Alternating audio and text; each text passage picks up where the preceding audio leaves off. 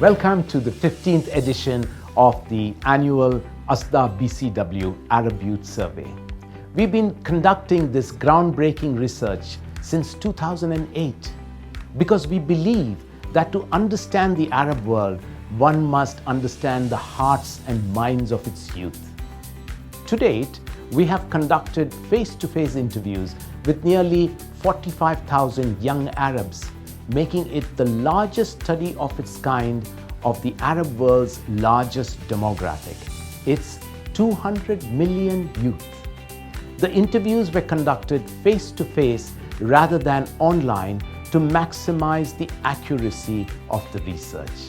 The survey findings inform governments, the private sector, multilateral institutions and academics on policy making, business strategy and emerging trends. We fund the survey ourselves to ensure the survey's independence and credibility. To reach the maximum number of people, we also share the top findings freely on arabyouthsurvey.com.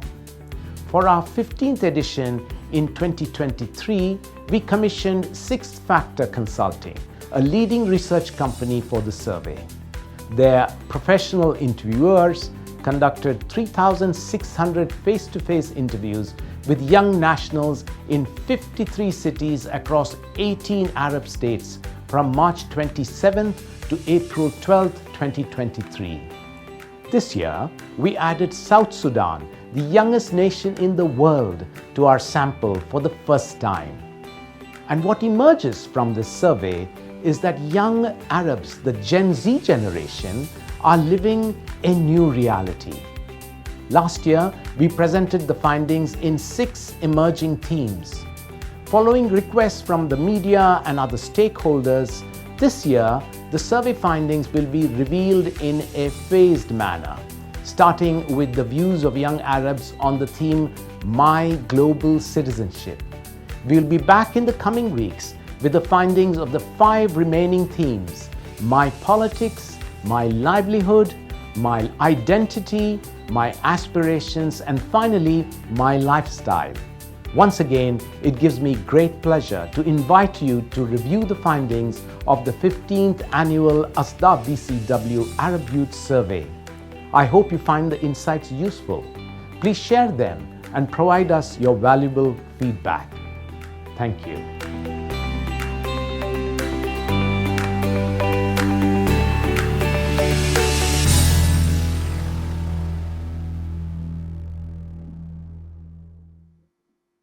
Good evening, good morning, still morning. We always used to having an evening event for the Arab Youth Survey, so it's still stuck in my mind. Thank you very much for coming today. A lot of familiar faces, and I'm really happy that we have come this long way, this long journey, as the video talks about. 2008, when there was hardly any data out there in the market, to understand the largest demographic of this region. And today here we are, 15 years down the line with much more insights, many more findings that make us understand what this demographic is thinking, what they think about their past, their present, and their future. And we have always believed that to understand the Arab world, you need to understand the hearts and minds of these young men and women across these 18 countries that we talk to. And that's why it is so important, simply because this is the youngest part of the world. As we all know, 60% of the population of the Arab world is below the age of 30. And that's what makes these 200 million young people so important when you look at the future outlook of this region. And that's why we've invested our time and our energy to be able to go out there and speak to these young people and find out what makes them tick. And in the past 15 years, and everything is up there on our website, the arabyouthsurvey.com, you will see how things have changed. When you do 45,000 face-to-face interviews, not online, you're looking at a data bank that is precious. It's one of our assets that we have built over the last 15 years. And when you look at it, we understand what's changing on the ground, and what's changing on the ground in three very distinct regions, whether they are the Gulf, the oil-rich Gulf markets, the conflict-ridden Levantine countries, and then, of course, the large populous North African markets. And that's why I think we do this. We do this, of course, for the reason which started us to do this, which is there wasn't much data. I remember going to World Economic Forums, both in Davos and in the Dead Sea, and the oft-repeated quote was, oh, the Arab world has the youngest population, and the region is going to enjoy this youth dividend. And then in the same way, they would say, we need to create 100 million jobs for these young people. But in all those discussions, the youth never participated. They never had a voice. And that's what inspired us to be able to do this survey. Because what we bring every year is the voice of the youth from the Arab street into government offices, into multinational companies, into multilateral institutions, in fact, across the world, so that they understand what these young people are thinking and wanting to do. And we have had some very interesting findings. Only one story I would say, and my colleague Nedal, who's our EVP for the public affairs practice here, who will help me talk about the same findings or in the Arabic language as well. And what Nedal and I have always found very interesting is that when we first launched our survey in 2008, we were well received, but nobody really took much notice about it. We did that in 2009, we did that in 2010, but in 2011, suddenly everybody took a great amount of notice to what we were talking about, because that's the nature of data, right? It kind of predicts what's going to happen. And you can go out and read all our reports from 8, 9, and 10. If there was an astute observer of the region, you could see the Arab Spring happening in 2011, for sure. I think in 2009, the top finding was 92%, if I remember right, said they want to live in a democracy. And there was this big urge from the street saying, we need more jobs, we need better education systems. And I think that's what actually spurred interest in our survey. And year on year, we've got that attention, and I can see from the room, we have a lot of people who are already very familiar with our study. That's the labor of love, as I say, of our work from 2008 to all the way to 2015. Very, very proud that every year, not only do we come out with the data, but we also publish a white paper which with expert commentary, so you can look at the data and experts provide you context of what that data is talking about. And you can download any of these reports on our website as well. In terms of our methodology, we have consistently followed a similar methodologies to make sure that when you look at tracking data, we are ensuring that we get the most responsible insights out there, because people make decisions based on what comes out in these studies. So this year we commissioned six-factor consulting. I think the six-factor consulting people are here in the room with us, Himanshu and Arun, and they conducted 3,600 face-to-face interviews in 53 cities in 18 countries, nations, and territories. Face-to-face, very important, remember, we call it the largest survey of its kind of the region's largest demographic. Largest because there's no other survey that has a bigger number than 3,600 face-to-face interviews. So it might look smaller compared to online, but online sometimes is not reliable. You can sit behind a computer and say anything, but when you accost people, you invest money in there, make them feel more comfortable, tell them that interviews are anonymous, people are much more likely to tell the actual truth. And that's why we do face-to-face interviews. Gen Z, that's the sample. The cohort this year is Gen Z. Everyone born after 1997, 18 to 24 years old. So, that's a massive growing cohort of people. The sample is 50% male, 50% female, to ensure that we have voices from both genders. And this year we conducted it from March 27th to April 12th, right there during the Ramadan period as well. So we had more people with time to be able to talk about what's out there. We did the field survey across these countries in the GCC, in Levant, and others, which means Yemen, because it didn't fit anywhere else. So, you know, that, as you can see, many of the countries are limping back to normalcy. North African markets, populous markets such as Egypt and Sudan, and then you can see South Sudan was the latest addition. We did face-to-face interviews that we conducted in the 53 Arab countries. As you can see, we didn't just go to capital cities. We chose more urban areas in each city. For instance, in the UAE, we had 40% Abu Dhabi, 40% Dubai, and 20% Sharjah. So we get a much more of a national sample. So that's what we ensured. The polling methodology is both countries and gender are equally weighted, in the sense that if 100 million Egyptians couldn't sway the vote away, we follow what is called, to put it simply, the United Nations system: one country, one vote.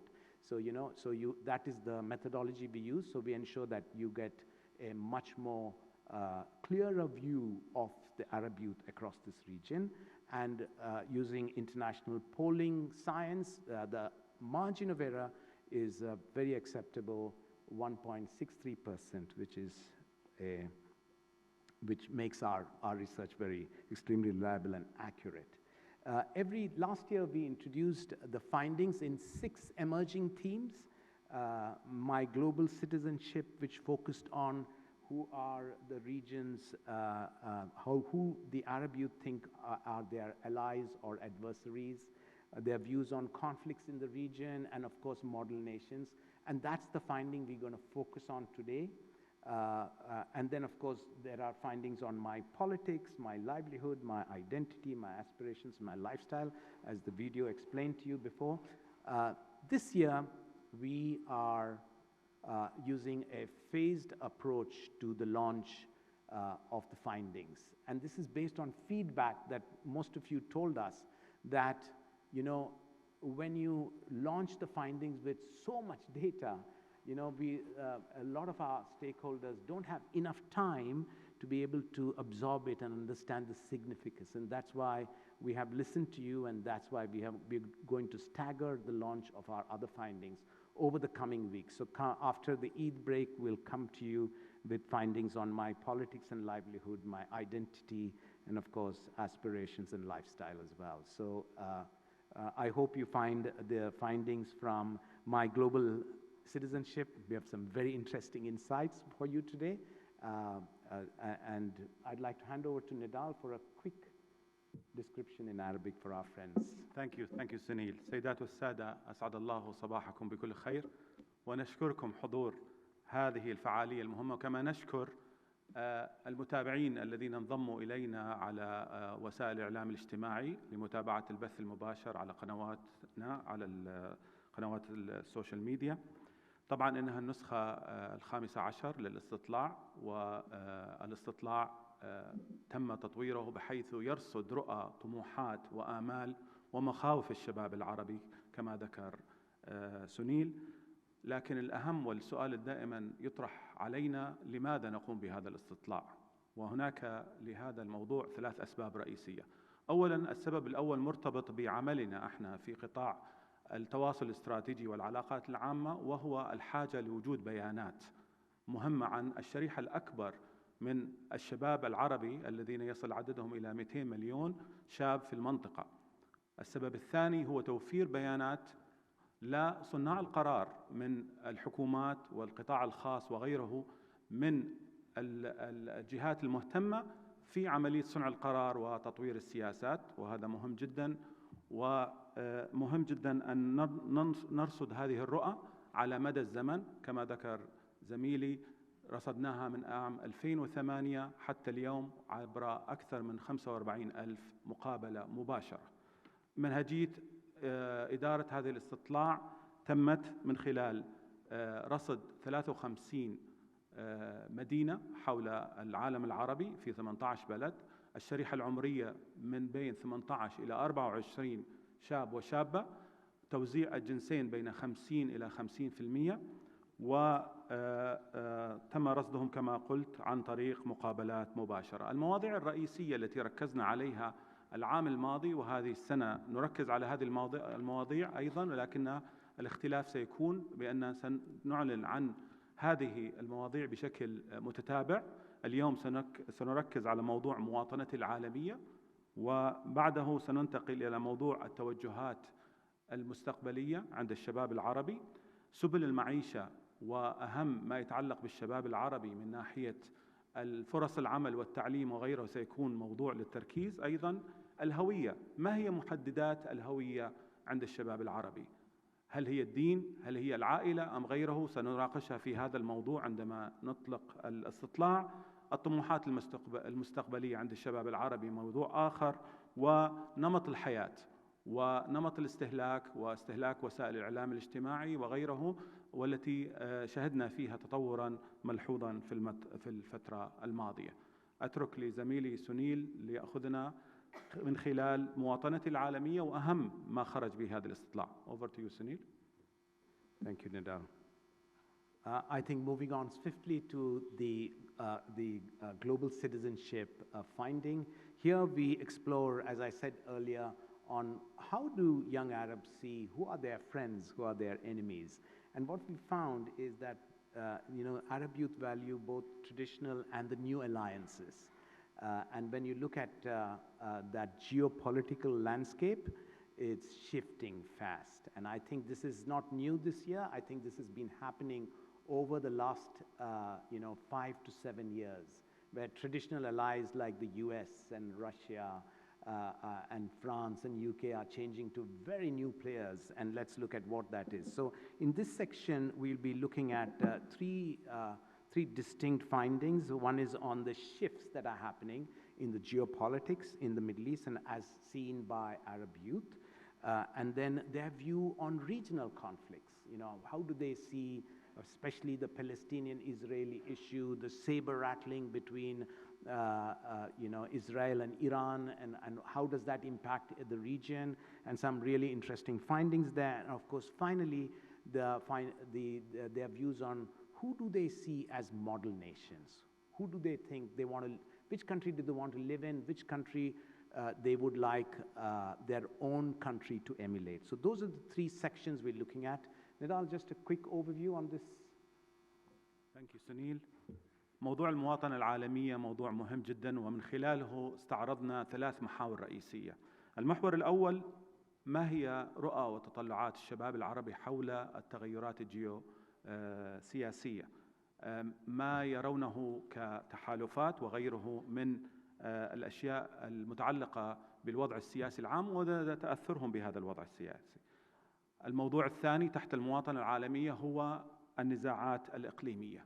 كيف يرى الشباب العربي النزاعات الإقليمية والتوترات اللي في المنطقة، ورأيهم حول القضايا المهمة كالقضية الفلسطينية ودور إيران وغيره. والمحور الثالث وهو حول البلدان المثالية، وكيف يرى الشباب العربي البلد المثالي الذين يودون أن يعيشون فيه، والبلد المثالي الذين يودون لبلدانهم أن يحذوا حذوه.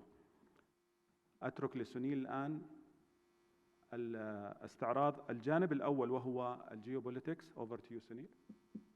So this is the key slide that I'd like you to focus on. I hope all of you can see this at the back as well. As you can see, the top finding is that Turkey and China now rival traditional allies such as the United States and the United Kingdom. And that's an extremely interesting finding. And we've been seeing this trend changing, as I said earlier, over the last 5 to 7 years. So this is a major geopolitical shift that we look at. I think young people they are much more open-minded. As I said, Gen Z generation, they are open to looking at new friends. And I think not that they want to chuck away the old traditional allies like the United States, but what you can see is the rise of Turkey and China. Last year, Russia was among the top 3 allies of the region. This year, they dropped to number 11. So that's a major drop. One can deduce it could be possibly its role in the Ukraine war and other things as well. Also, UK's rise to number 3 is fairly significant. And you can see that South Asian countries, India and Pakistan, have risen. So much so that India, in fact, is higher than the US. Could be many reasons for that, many cultural ties between the Arab world and the South Asian countries. And we're seeing those shifts happen very, very strongly. But when you really look at, as you can see in the greens here, you're seeing strong ally, which is the darker green, and that's somewhat of an ally, the lighter green. So when you just focus, if you look at the micro data on strong allies, you will see that the United States still remains the number 1 strong ally with 37%. UK is second with 35. Turkey then falls to number 3 at 26. France comes in with 21, and China with 21, Germany with 20, and Russia is down to 17%. So when you look at micro data, it's changing, but overall, when you look at it, Turkey scores high with 82%. So those were non-Arab countries. When we looked at Arab countries, and here's a surprise finding, we see Qatar come in as the number 1 ally. It is the first time that Qatar has risen as a number 1 ally here, and followed by Kuwait. Qatar was at 92%, Kuwait at 91%, Egypt at 89%, UAE at 88%, Saudi Arabia at 86%. So not much differences, but most young Arabs see the GCC countries and Egypt as their strongest allies. And you can see that more and more young Arabs rely on their own to be able to be their, allies and their friends. But when you again look at a little bit of micro data, you will see that KSA is seen as a strong ally, 54%, UAE at 49%, Qatar at 47%, Kuwait at 44%, and Egypt at 32%. So the micro data on strong ally, you'll see Saudi and UAE emerge at the top. So very, very interesting how that dynamics change, and probably we'll talk about why Qatar has come up as a top ally. We call it the World Cup effect. I think in November and December, Qatar was the toast of the entire Arab region. The fact that Morocco came into the semifinals, a lot of the football-crazy Arab world was very emotional when the Moroccan players got their mothers on the field, and there was this galvanizing moment for the entire Arab world to come as one. And I think that created what is called the feel-good factor. Qatar spent $200 billion investing in creating the infrastructure for the World Cup, the FIFA World Cup. Was that money well spent? Well, one indication is here you have it. It's paid off, I think, to emerge as a favored ally, at least in the eyes of the Arab youth.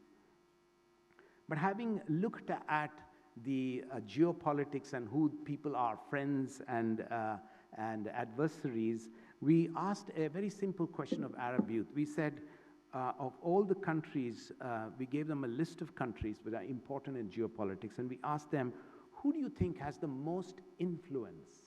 And influence could be positive or negative. It could be either one. But look at the dominance of the United States in the minds of young people. It came as the most dominant country which has the most influence, followed, of course, by the UAE, Saudi, Israel, Russia, and Iran as well. So you can see, even if the United States want to disengage with the region, but still they are seen as an enabler, as a very strong influence in the geopolitics of the region. I mentioned the U.S. Propensity to disengage with the region, especially after the fall after the stoppage of the war on terrorism. I think when you really look at that decision, we asked young people, do you agree or disagree with the United Nations decision to disengage with the region? You know, nearly 61% said yes, they support that the US should disengage with the region. And you can see that the sentiment is the same across all the three regions, the Gulf, the Levant, and North Africa.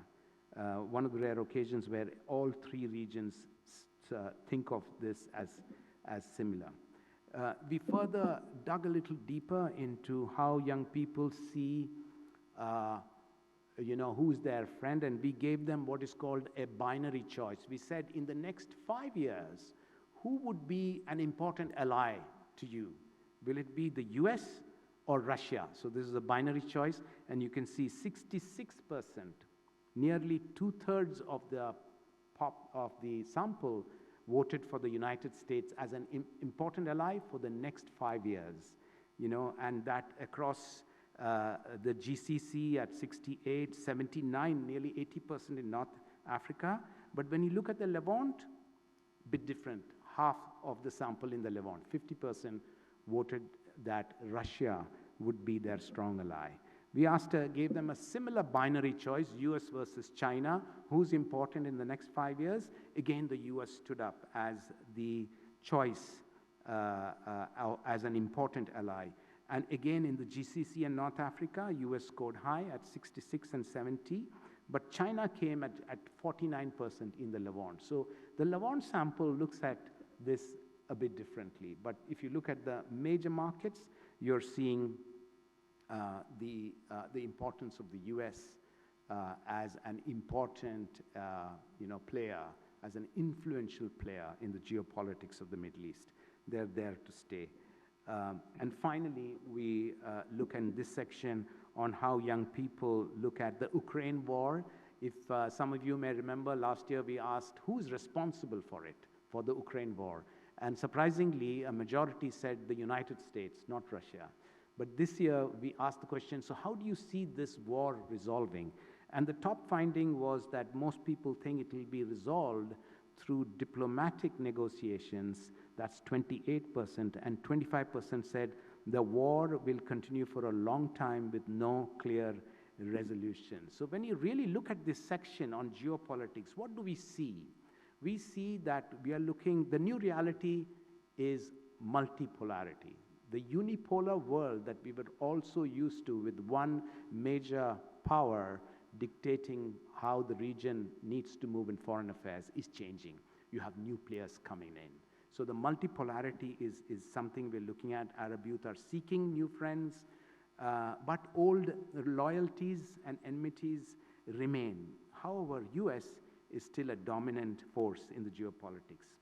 We think foreign actors in the Arab world, one of the deductions, this is a hypothesis that we are presenting to you, foreign actors must prove themselves to be honest brokers. I think young people are much more discerning in their opinion and their views, and despite the US calling for further disengagement from the region, the youth still see the US as a strong ally and a dominant force. So clearly, what we are seeing in this section, the battle for the hearts and minds of young Arabs is still to be won, and that's an interesting finding. Thank you, Sunil. طبعا الشباب العربي متأثر بما يدور حوله من تغيرات جيوسياسية. لن أقف بشكل مفصل كما ذكر سنيل على الأرقام. سأترك لكم أو نترك لكم قراءة الأرقام بالطريقة التي ترونها مناسبة، لكن أهم ملامح هذا الاستطلاع حول التغيرات أو التحولات الجيوسياسية، رأينا معا وجود تركيا كحليف أول بنسبة 82%، مقارنة بالحلفاء التقليديين الولايات المتحدة والمملكة المتحدة وحتى روسيا التي نزلت إلى المركز السابع. للحلفاء من داخل المنطقة دول مجلس التعاون بعمومها، وقطر أولا، ومصر من أهم الحلفاء للشباب في المنطقة بشكل عام. والتفاصيل البيانية التي ينظر من خلالها الشباب على فك ارتباط مع الولايات المتحدة الأمريكية. 61% من الشباب العرب يشجعون ويؤيدون فك ارتباط مع الولايات المتحدة، ولكنهم في الوقت نفسه عندما ينظرون إلى الأعوام الخمسة القادمة يقولون أن الولايات المتحدة ستكون من بين الحلفاء الرئيسيين لهذه المنطقة. إذن هناك تباين في آراء الشباب العربي حول المتغيرات الجيوسياسية، ونرى من خلال هذا الجزء الأول من مواطنة العالمية هذا التباين واضحاً. وننتقل الآن إلى وجهات نظر الشباب العربي حول النزاعات الإقليمية مع زميلي سنيل. Over to you, Sunil. Thank you. Was that a good gist of everything? Did he miss anything, Martin? No? He did a good job? Thank you, Nidal. Okay, moving on to the next section, which is on how do Arab youth see the conflicts that are prevalent in the region. And it's an interesting one. And the first one we asked them, of course, is how do they see their government's move to normalize diplomatic relationships with Israel? And here we are seeing most Arab youth oppose the normalization of ties with Israel, but those in the UAE, Egypt, and Morocco strongly support it. The question we asked is, do you agree or do you support or oppose your government's decision to normalize ties with Israel? So you can see, if we had taken this picture maybe 7 or 8 years ago, you would see a very different picture. But you can see the greens that are rising there. But you can see the dominant voice is that young Arabs oppose the normalization. But there's change happening. You can see 75% of the young Arabs in the UAE support the accords. They 97. On the other hand, Sudan, which is one of the 4 countries that signed the Abraham Accord, oppose it, a majority of them. Similarly, in Morocco, youth are divided on the decision. 50% support their nation's decision to normalize ties with Israel, while the other don't. Bahrain, about 30% continue to support the decision. But across Saudi Arabia, Jordan, Lebanon, Libya, Iraq, Palestinian territories, young Arabs strongly oppose any normalization of ties. We then moved on to ask them questions about the Palestinian-Israeli conflict. How likely do you think this issue will be resolved in the next 5 years? So it's a future outlook. And we are seeing a fairly dismal picture because only two-thirds of the young Arabs in the Levant and North Africa believe that the conflict is unlikely to be resolved. There's a bit of optimism in the Gulf states where you have nearly 60% feel that this issue will be resolved in the next 5 years. But when you look at North Africa, it's 70% in the Levant, for instance, say this issue will not be resolved in the next 5 years. And that is a kind of disappointing finding on one of the biggest problems the Arab world has faced for nearly 75 years. We asked them the question again on, with growing national issues in the Arab countries, do you think the Arab world gives enough attention to the Palestinian-Israeli issue, adequate attention and focus? And here again, barely a third say the Palestinian-Israeli issue get the attention it deserves from the Arab world. So there again, you can see 1/3, 32% say it gets attention, but a majority of the young Arabs across the Arab world say doesn't get enough attention. This is something we've been seeing for the last 10 years, while in the beginning of our survey, it was the #1 issue.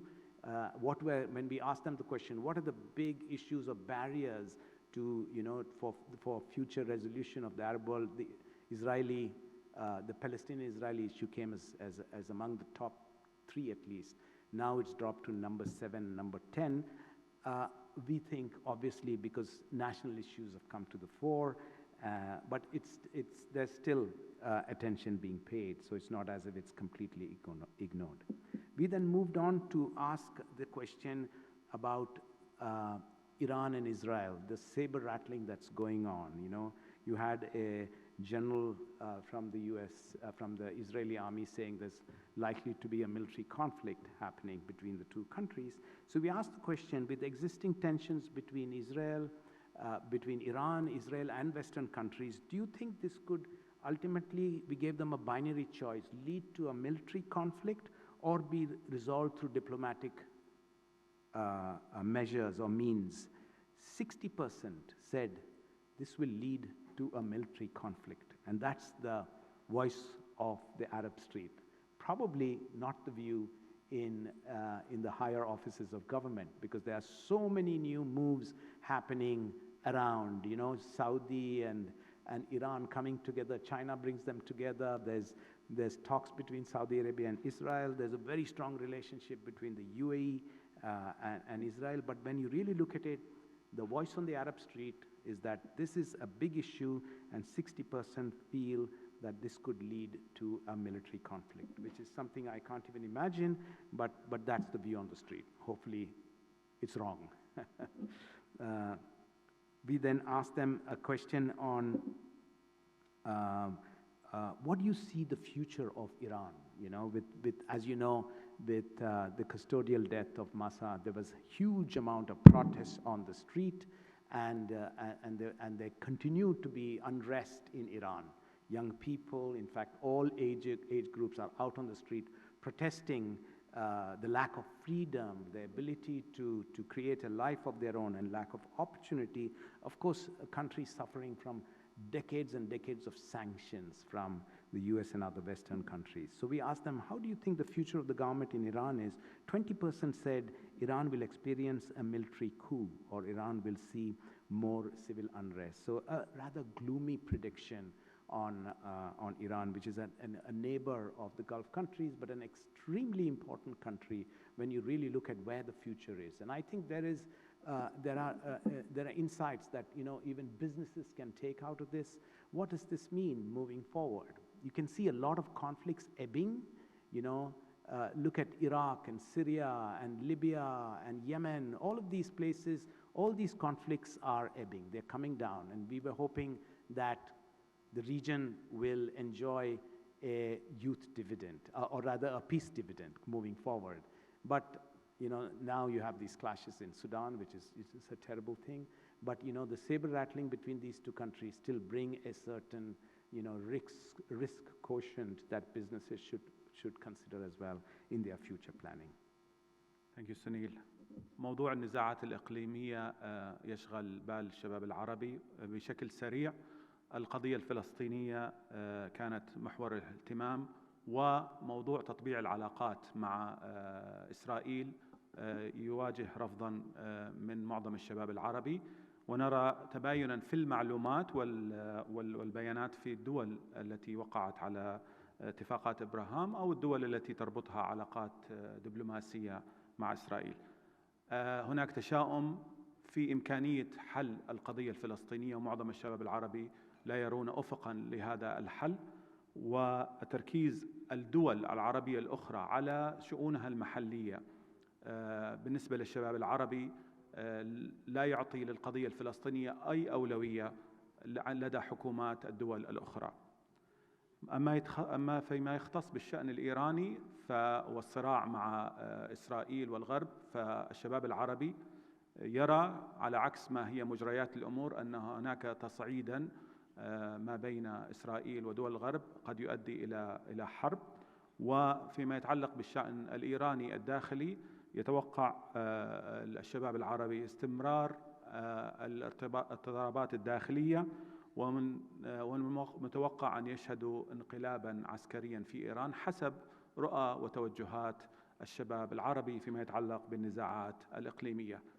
And now over to you, Sunil, to talk about the most interesting finding about model nations.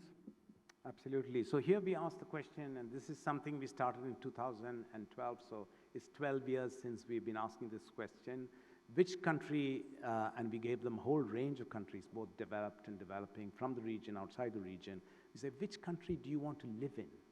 And which country do you want your own country to emulate? So these were the two key questions we asked. And on the first question of which country do you want to live in, here's the results. And not surprisingly, the United Arab Emirates has been the top choice since we started the question in 2012. So for 12 years in succession, the UAE came as the top country that young Arabs want to live in. But this year, oh, that's nice. That's a record. Nobody clapped to our findings. Thank you, Sam. Yeah. Okay, so the UAE came on the top, and clearly I think there's reason to clap on that and to celebrate this, because clearly, you know, there are many reasons, and we'll come to why young people chose. We asked them the question, why do you choose UAE? And some very valid reasons come through. But let's look at these findings. You have these top 5 that we've focused here. And you know, not surprisingly, the United States has always remained as number 2 choice, as a country that young people want to live in. Canada came in strongly as number 3. And for the first time, after 9 years, Qatar figures among the top 5 as a choice. And then UK rose up as well. So when you look at it, Qatar was there in 2014. So after 9 years it comes, and that's a great credit to the country. We call it the World Cup effect again. You know, as much as a choice as a top ally among Arab countries, they see Qatar as a model nation, which is great. UK comes back after 2020. They were on the 2020 list. They come back onto the field. So an interesting choice of top 5 of countries young people want to live in. The next question is, which country would you like your own to like or to emulate? And here again, UAE scores number 1 spot, followed by the United States and Canada, same slots. Qatar remains as a strong number 4, and tied for number 5 is Saudi Arabia and UK. And I think the fact that when you really look at this list, you're seeing 3 Gulf countries being seen as model nations by young Arabs is a big vote of confidence for a number of things that are happening in the Gulf countries. I think its moves to be able to diversify from oil, its ability to look at a much more moderate way of life, especially within the Islamic countries. And I think a lot of those moves have been recognized by people across the Arab world. And of course, you know, these countries are places of great opportunity for jobs for young people. These are people across the 18 countries who vote. And I think the fact that US and Canada are firm 2nd and 3rd, and UK returns after 3 years are significant. I told you earlier, we asked them the question, why do you choose the UAE as their top choice? 5 associations. We gave them a set of associations, and they had to vote which one. The top association was 41% said safe and secure environment. 28% said has a growing economy. 24, effective and visionary leadership. 22% said clean and enjoyable environment. 20% said easy to start a business. AB, so that's a nice story for entrepreneurs, I suppose, yeah.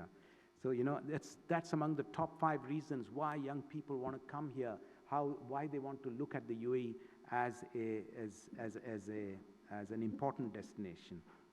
But when you look at other associations, these are much of the softer messages. You know, they say a good place to raise a family, 19%. High quality education system. Sometimes we take it for granted, the kind of quality education system the city provides. Second to none, anywhere in the world.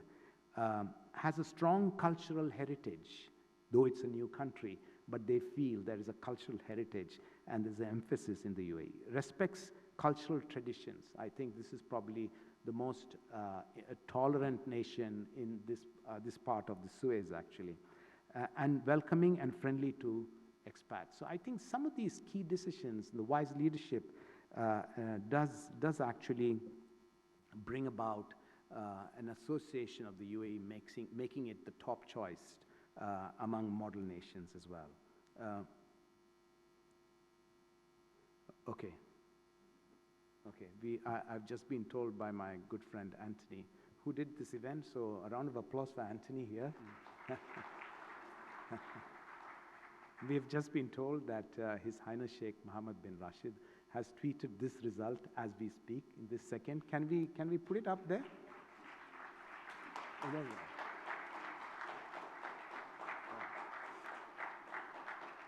So if I may read this out to you, for the 12th year in a row, the UAE has emerged as the preferred country to live and work in, followed by the USA and Canada, among young Arabs surveyed across 53 cities in 18 Arab nations as part of the Arab Youth Survey. They also see it as a model they wish their own countries would emulate. We repeat our consistent message to the Arab youth. The UAE is an Arab country. Its hand extends to the Arabs and remains open to helping achieve the dreams of the Arab youth.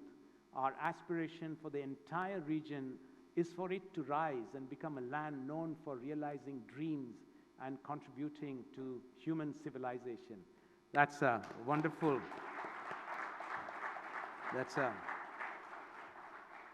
His Highness and his office have always supported us in making sure that we come out with the findings. They've always told us it's your finding, you're independent, you should go out and tell them.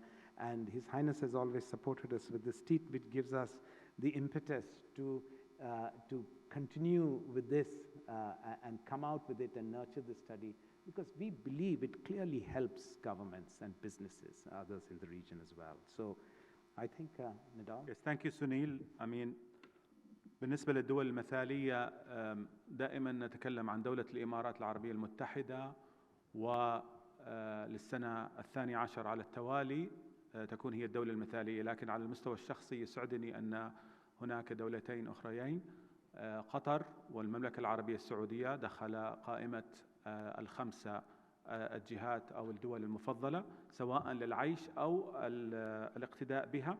فدولة الإمارات العربية المتحدة هي وجهة للشباب العربي.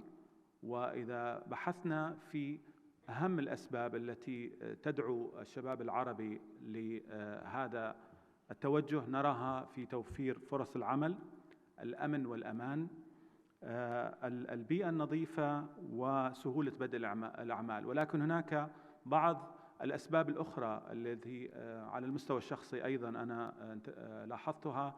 القدرة على تشكيل أسرة أو بناء أسرة مهم جدا، الثقافة المتنوعة، ولا شك بالنسبة للمملكة العربية السعودية التغيرات التي حصلت مؤخرا والتركيز على الاستثمار والترفيه كان لها عامل مهم في استقطاب انتباه الشباب العربي.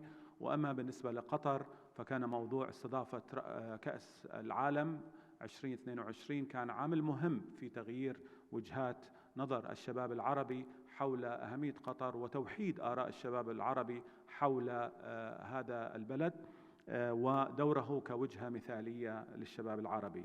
I will leave it now for Sunil to have a concluding remarks. Thank you. I think those are the findings within the global citizenship that we are sharing today. We will soon come back after the Eid break with other findings of the other themes, which will be very, very interesting, of course. But really, what do we gain from looking at these data?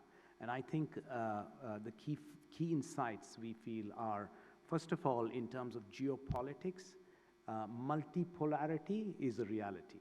And I think the fact that the unipolar world where one nation controls this vast land of 400 million people or 400 million plus people is a reality. And I think the battle for the hearts and minds of young Arab youth is an ongoing one, and it's still to be won. I think that's the top finding, we think.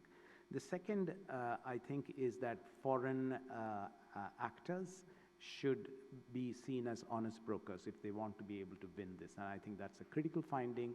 And I think more and more young Arab are looking inwards as their new allies rather than outwards. So, and there's a certain amount of independence in how they see their future and their security environments moving forward.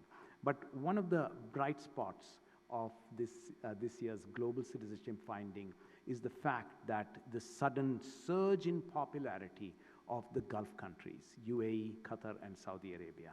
And that is an unbelievable bright spot of this year's findings within this theme, where more and more young people are seeing this place as a land of opportunity. In fact, one of the findings, which is not in this deck, is that 87% of the entire cohort across the 18 countries said events such as the FIFA World Cup, the Expo 2020 Dubai, has actually galvanized the Arab world and has increased Arab pride. And 87% said that, voted that that was a big impact of these two big events. I think it led to greater understanding of the Arab world. I think no longer is the world view on the Arab world defined by Western media. I think there is another story that needs to be told, which is a little different from international Western media especially. So I think Saudi Arabia has as well added to that mix, you know, a land of opportunity, new leadership, a moderate way of the Islamic life that they have. And of course, Saudi Arabia is a $1 trillion economy. It's a G20 economy. That economy is going to double in less than 10 years. It is the power that many know it is going to be. There's no looking away from that. So some very interesting findings. We hope you found the insights interesting and useful in your work. We hope to come back to you in another 2 weeks with the rest of the findings as well.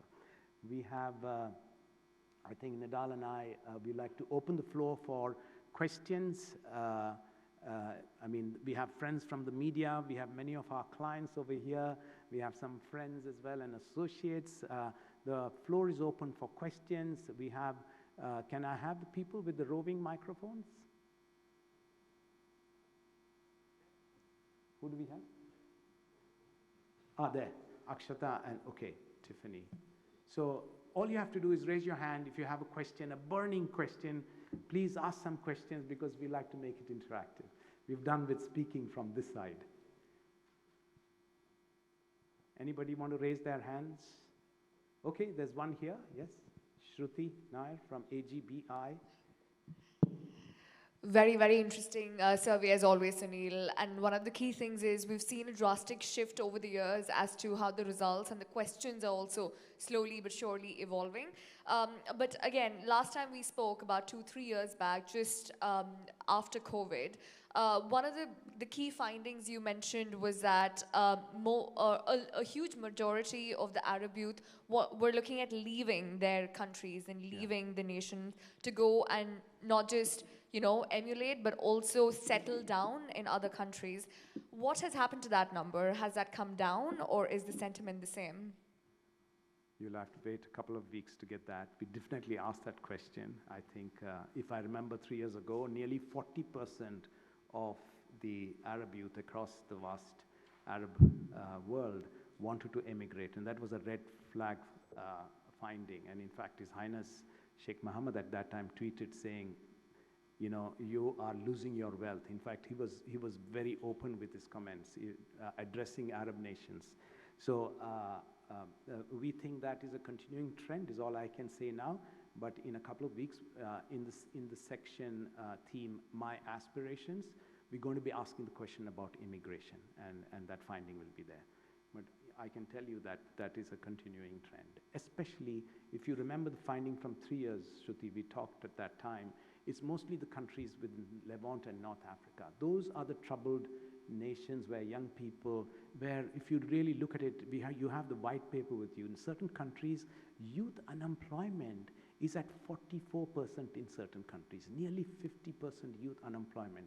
And you know, in certain countries, there's an entire generation in Iraq and in Libya and in Syria have lost the opportunity for education. What do you want these young people to think about in the future? So we have this troubled sample within Levant, North Africa, and I think that is a serious concern as a region.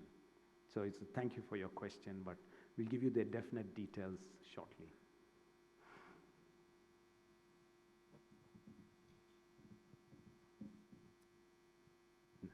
One here.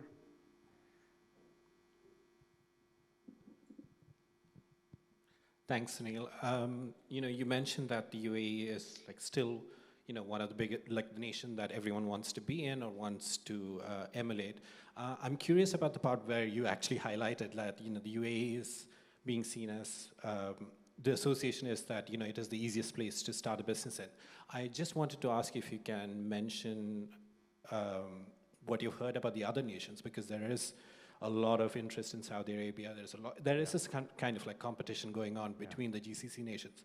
Is there anything you can reveal about that right now, or should we wait for later? I wish I could give you an answer, AB. AB from Entrepreneur Middle East.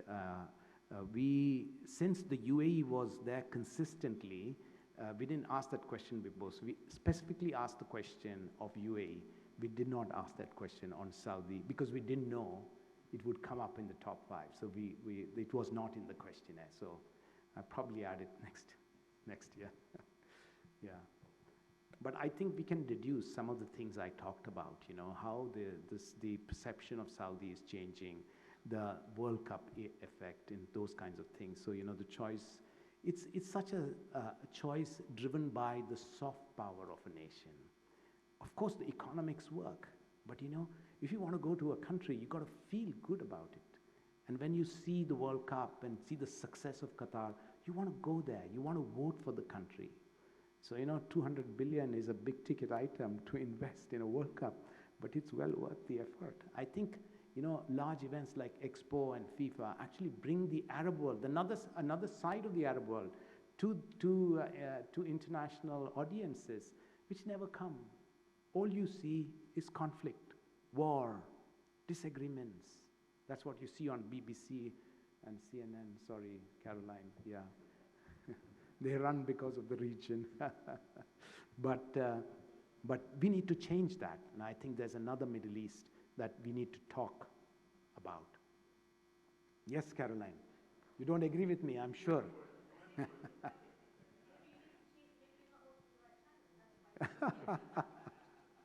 I only watch CNN.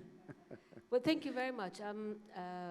We're always waiting desperately to know the results of your research and also your surveys, because the outcome is very important. And as you said rightly, that although they're the majority in the Arab world, but they're silent majority. Nobody is really, they don't really care to go and ask them what exactly is going on. So thank you very much. 15 years is a milestone. Yeah. So I'm wondering, from the first one until the 15th, any major points, like 2 to 3 points, that think that there was a real change from the 1st till the 15th in the thinking or the demands or the concerns of the Arab youth? If you have 3 things that you can share with us. And also at the same time, so far I've noticed that you were focusing on the political aspect and geopolitical and all that stuff.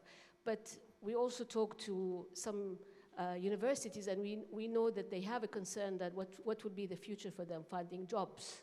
Yeah. I wonder if this is also going to appear in the 2nd and 3rd and 4th editions. Yes. Thank you. Yes, absolutely. I think, Caroline, thank you for asking that question. I think how things have changed over the last 15 years is a very interesting, I need to take some time off to put all the data together and see how that tracking data is changing, what's changing on the ground. We've been looking at it, 45,000 interviews is a massive asset. That's data worth its weight in gold. And we want to be able to do that, and we're looking at that exercise to look at it. But there are some top-line details. The world, as was seen in 2008 by the young Arabs, today they are almost in their 40s, actually, when you look at that age group. To the world we are looking at now, these are the people who have really not experienced the big epochal events in the region, Arab Spring and the rise and fall of Daesh and the impact of the pandemic and the whole new, and all the conflicts around the region. They've come in with a fresh new outlook, and that's why we've themed this, living in a new reality. So you see that changing trend, dramatic changes. It's a completely new world that these young people are seeing today. And that's the real trend. We definitely, in the other themes we're looking at in terms of my livelihood, young people are talking, we ask them questions about, how do you rate your education system in your country? What kind of jobs, are you going to work for the private sector or the public sector? Earlier the dominance of government as the sole giver of jobs for the Arab world has now completely changed, as you can see from last year, to much more young people going to private sector. simply because the government's maxed out. They couldn't create any more jobs. But what is the big positive finding, which I'm sure Sam has reported in the past as well, in Entrepreneur, is that more young people want to start their own business. And that rise of entrepreneurialism is something, as we see as a continued trend. So just as I told Shruti, we just have to be a little patient. We'll come out with it. When we finish all the findings, we'll come out with the full report, which talks of all the 6 themes. And you'll have all of that by early September in your hands, the full report of the 15th Arab Youth Survey. So yes, we delved into very important questions on personal finance, on jobs, on the rise of entrepreneurialism. And of course, I think you'll see much more interesting questions with some new questions added as well. So thank you, Caroline, for following that. Yes, Martin. Sir, how would you rate the correlation of current affairs and media consumption and coverage on these results? When we look at some of the findings, we could sense the amount of coverage on a specific country or a specific topic translated into results. Are you able to assess how these youngsters are consuming media? What is the effect of media coverage and exposure around a country or a topic on these results? In my lifestyle, which is the 6th theme, we do ask the question about how do young people consume media? Where do they consume media? Is it from traditional print sources, or is it from television or radio, or is it from social media? And the dominance of social media is just high. I mean, our young people, especially this cohort, the Gen Z, I think, spend 8+ hours looking at their mobile phones. That's where their impressions are what they see on their mobile phones. So that's what will come through in our last finding. Do we see a correlation? Absolutely. No doubt that their worldview comes from what they see. And the fact that they are much more open today to being global citizens, to choosing who their allies and enemies are what they consume on their mobile phones. So yes, no doubt, a great correlation. And we will have all of these findings. We'll have some experts talk about it. Maybe you can comment about the findings as well, and we'll publish it in our white paper on what these correlations are. But you need to put all of them together. So I hope our decision to stagger the findings are fine, because I see a lot of questions that I would have been easily able to answer. Yeah. Over here, Akshata, Ajit wants to ask a question. Hi, Sunil. Thank you, first of all. Very, very impressive findings, and this is something which is going to be very, very helpful to especially in the business community as well as for the policymakers. I had a question around the energy transition or climate change or food security. Have you addressed these questions as well in any of the sections? And yes, especially for GCC, as we look at transitioning towards more green technologies and maybe moving away from oil, is that something that is on the youth's mind as to how will their future be going forward? Yeah, very important question, especially the fact that COP28 is happening here in the UAE. We asked those questions. There was a special section created for that. We will be releasing those results very soon as well. But from the past reports, we have actually asked this question for many years. It's not a new question. But in a couple of years ago, I think we asked the question, how do you see climate change? And do you have the propensity to boycott a brand if they are seen to be damaging the environment? And 60% of the Arab youth said, yes, we will boycott a brand that is seen to be damaging the environment. So climate change is a critical question. We actually will be working on this with the Ministry of Climate Change and Environment and coming out with the results together with them. But very, very interesting findings. And we look at it, I think much more commonality. I think 10, 15 years ago, there was no understanding of sustainability of environment within the Arab cohort. But you can see suddenly that aspiration to be able to live a sustainable life. In fact, the Arab world will be the most affected by climate change. Not many people realize that as we sit in air-conditioned rooms like this one, because your temperatures are going to double in the next 20, 30 years. So, it will become impossible for life to be here. So climate change is a critical issue we address, and we'll come out with those findings, yes. But an indication is how young people look at it as a top issue, yes. There must be some people at the back. Any questions? Okay. Echni, you have no questions today for us. I'm surprised. Okay. Yeah. Okay. There's a mic for you. Thank you. On page, 22, we're looking here a lot about Iran and Israel, the conflicts, and what the youth are talking about in terms of what might happen there. Why do we not have the voice of Iran in this survey? And is that just you're not asking, or there's not access? It's the Arab Youth Survey, so. They're not Arabs. Influencers in the region, no? Okay, no, I understand. It's an important part of the Yeah. region. I mean, we were even thinking of adding Israel, but we said let's keep it Arab Youth Survey. No, fully understood. Yeah. Thank you. But yeah, who knows? One day we'll go into Iran and ask them. It's such a young population as well. You know, we should get their views as well. I have no doubt about it. I have seriously no doubt about it. Absolutely. A question at the back, yes, of course, Yes. please. If you could introduce yourself, please. Hi, my name is Yasmin Seridar. I'm coming from Al Shaya Group, Of course. along with my colleague Raya as well. So I have one question, please.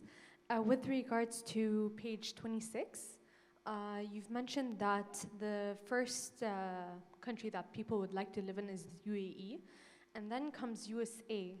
So I would like to know, why is it that USA is the second country that the Arab youth would like to live in? What are the reasons? I'm aware that you included UAE, but what are the reasons for USA? Yeah. So we did not ask that question. You know, I think there was a question here about Saudi Arabia as well. So we asked, because UAE was consistently the number one, we added a question, why do you choose UAE? But we did not ask the question, I mean, the questionnaire is half the battle to get this survey gone, because we are looking at nearly 200 questions. You know, we have a finite amount of time with these people that we accost in public places.